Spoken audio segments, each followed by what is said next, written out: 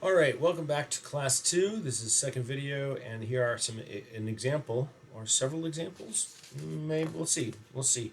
Um, Maybe I'll break them up into small sections. I'll do pretty much an example per video, I guess.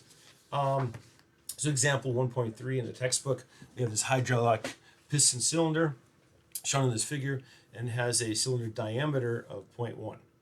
So we're talking about this distance right there is 0.1 with the piston and rod mass. So there's a little rod here, and this piston, its mass together is 25 kilograms. By the way, that rod, I think that's just showing what the cross section of this thing is. It extends upwards. That's what that symbol means, and the rod just keeps going upwards. So they just discontinued the thing and said, well, this is what the cross section looks like. The rod has a diameter of 0.01 meters. That's this diameter right here, with an outside atmospheric pressure. So that's going to be what's out right here of 101 kilopascals. The inside fluid pressure is 250 kilopascals. How large of a force can the rod push within? How much can it push in the upward direction? How large of a force can the rod push within the upward direction? That's a very strange way of phrasing this thing. I'm not sure what the hell that means. How large a force can the rod push with and then this in the upward direction? Well, first off, we have to be a little careful with our statics. Although I don't, you guys are just now taking statics, so that's an interesting conundrum. Forces you have to be careful and with because of the phrasing and what direction a force goes. So I'm not sure the author of this made a lot of sense. All right, so this force is showing in the correct direction. The single most important tool to solid mechanics engineer, but also I think just about any engineer, is the free body diagram. It is the heart and soul of being an engineer. So this thing looks like that right there. And the free body diagram, the free part of it gets rid of everything that's that's attached. It's floating in the air, and you have to draw in forces placed on it. Now, instead of putting pressures on here, we know that a pressure times an area is going to be a force. So let's put here and call that F P. Right, that's the pressure of this thing acting down. I'm going to put let's PC.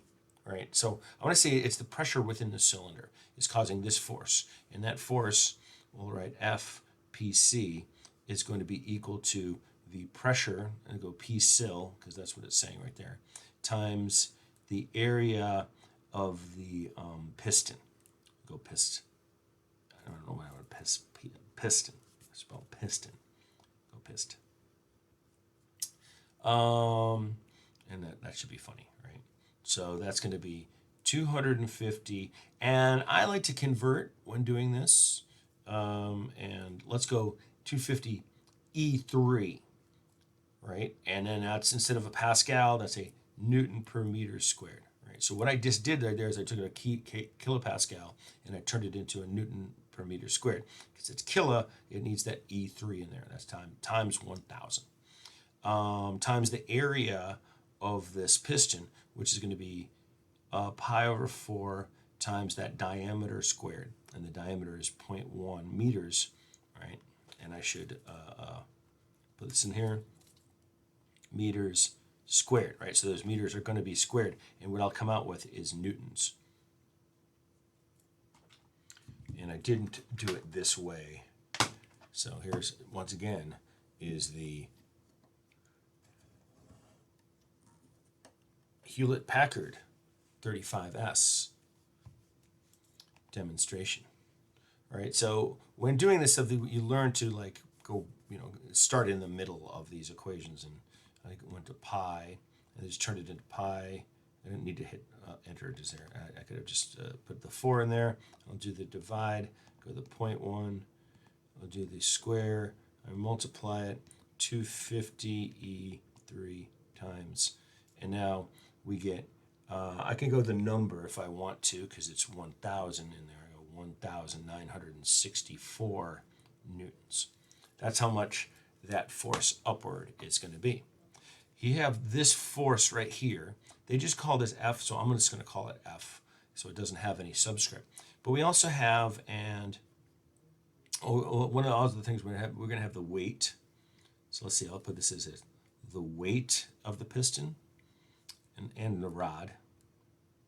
The weight of the piston and the rod. So the weight of the piston, I did it again, piston, there you go, is going to be mg, right?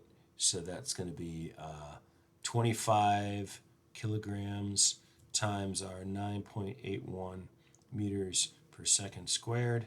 So 25, 9.81 times, and so we get 245.3 newtons. Right? Let's get a kilogram times the meter per second squared. Poof, turns into a newton. And okay, so we also have our pressure, and I'm going to draw it as a single force, but it goes all the way around, and it doesn't matter the fact that this is rounded right here. The pressure is acting that way, perpendicular to the surface, but all the horizontal components of those are all equal and opposite. They're all going to, so the only ones that matter are going to be this. Let me snooze. 5 minutes. There you go. Snooze. The only ones that are going to be matter are the downward portions of that. So that I'm going to write that. I'm going to write F, and I got an O right there. So I'm going to write FO. That FO. That's the atmosphere. All right. And by the way, let's take a coordinate axes onto there. So this is a proper free body diagram. It has forces, and the important thing is what's happening on the object. The forces of this is the pressure of here on this going upwards. Here is the atmospheric pressure acting on this, which is downwards. And here is gravity. Here's the earth pulling this thing down with the weight onto the thing. So that determines the direction. It's really, really important. Let me get this FO, and then we can get this on here. So I'm teaching you the proper things in the free body diagram because I don't trust the some of our, let's be nice, no, I won't say that out loud. So we have 101 E3 newtons per meter squared. And now we need to subtract out the rod, right? The rod area right here. So I put big brackets right here. I'm actually going to cheat a little bit. I need the pi over 4 for both of them, so that will be a little easier. And so now it's going to be the diameter squared minus the diameter squared. So 0.1 meter, whole thing squared, minus 0.0, and now I'm getting in the way of my border. I didn't plan out well enough. So that's going to be this. See, because the pressure doesn't act on the region where the rod is on. So that's the reason why we can subtract it out. Most of the time, we're going to ignore the atmosphere. It does. It's a very small amount of force compared to the others. Probably not going to be too bad right here. It's usually, it's usually not worth placing on their thing because there's actually a force that's acting of the atmosphere acting onto here. We just don't ignore. We just usually just ignore it. So let's see. I'll go. See now. Usually for Hewlett-Packard calculators, it's easiest to go from the inside out. So you go 0.1 squared, 0.01 squared, and subtract.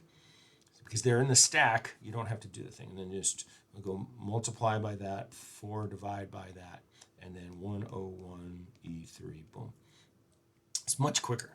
785.3 newtons. All right, so we have all those values. We'll take the sum of the forces in the y direction equals 0. Upwards is positive. So we'll say negative F, which is the unknown that we have right here, minus 78. Actually, let me do it in terms of symbols, and then I'll do it in numbers. Minus 4F0 minus WPIST, and then plus FPC equals 0. And And I don't like professors that start writing the sum of the forces equals and then starts writing all those things. That could work out, but it doesn't work out when there's a moment and there's instances where that will not be beneficial to us. So anyway, we could rewrite this, and we're going to bring this over to the side. So he's going to be F is equal to negative FO of 785.3 minus 245.3, and then plus 1964. And what we'll find is the F is going to be, and by the way, if you do this correctly right here, you'll note that these numbers are right in there. So I'm going to sign, well, now I'll just make, oh, fudge, but anyway, 785.3. If I had been smart enough, I didn't hit that button right there, it would have worked right there. So you go plus, and then of course that's going to be a minus now because they were both minus, and then I just add it to there. So it becomes F is 930, and that's going to round up, 933.0 newtons. All right, so the answer is F is equal to 933 newtons. Boom. And we are done. And now I can dismiss and go to a meeting. Yippee. Yay for meetings. And it was 11 minutes, so that's enough time to make another video. Boom.